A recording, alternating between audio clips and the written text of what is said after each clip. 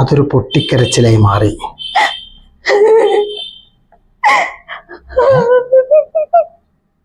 വിത്ത് എഫക്റ്റോ? എഴുതുമ്പോ എഫക്റ്റോ?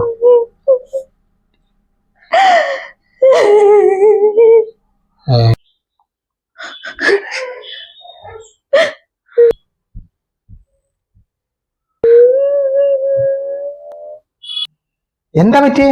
ആരാ മരിച്ചേ? ആരും മരിച്ചില്ല, ഞാൻ മരിക്കാൻ പോവാ. എന്താ എന്റെ പ്രശ്നം? അത് പറയേ. എന്താ പ്രശ്നം? സംഭവം ഇത് കണ്ടു. ഇതേതേ രശ്മി? എനിക്കറിയാം ഏതാ രശ്മി എന്നുള്ള കാര്യം. നിങ്ങള് ഫേസ്ബുക്കിൽ മെസ്സഞ്ചറിൽ വന്നതാണ് രശ്മി. നിങ്ങൾ എന്ത്?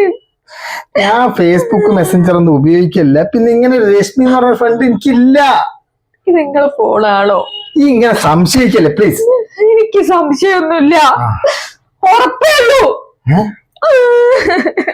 എന്തെന്നാ ഈ പറഞ്ഞത്? എന്ത് ഞാൻ പറഞ്ഞ എനിക്ക് രശ്മി എന്ന് പറഞ്ഞൊരു ഫ്രണ്ട് ഇല്ല. ഞാൻ മെസ്സഞ്ചറിൽ ആർക്കും മെസ്സേജ് വായിക്കില്ല. എന്താ മെസ്സേജ് വന്നെന്താ?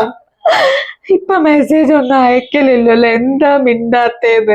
അപ്പൊ അതിനർത്ഥം നിങ്ങൾ മിണ്ടിക്കൊണ്ടിരുന്ന ആളാണ് എന്നല്ലേ? ഏത് ചങ്ങായി പണിയൊപ്പിക്കുന്നത്? നോക്കട്ടെ.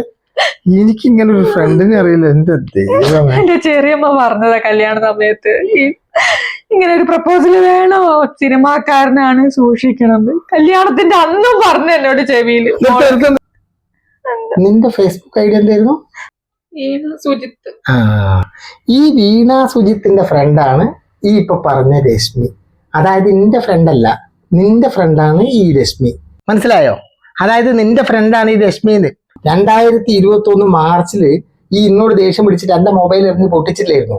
അന്ന് എനിക്ക് മൊബൈൽ ഇല്ലാത്ത സമയത്ത് ഈ എന്റെ മൊബൈലിലാണ് എന്റെ ഫേസ്ബുക്ക് ഓപ്പൺ ചെയ്തിട്ടുണ്ടായിരുന്നത്. അന്ന് ഈ രശ്മിയായിട്ട് ഈ ചാറ്റ് ചെയ്തിട്ടുണ്ട്. ഓക്കെ, രശ്മിയെ നിന്റെ ഫ്രണ്ടല്ല, നിന്റെ ഫ്രണ്ടാ. സോറി.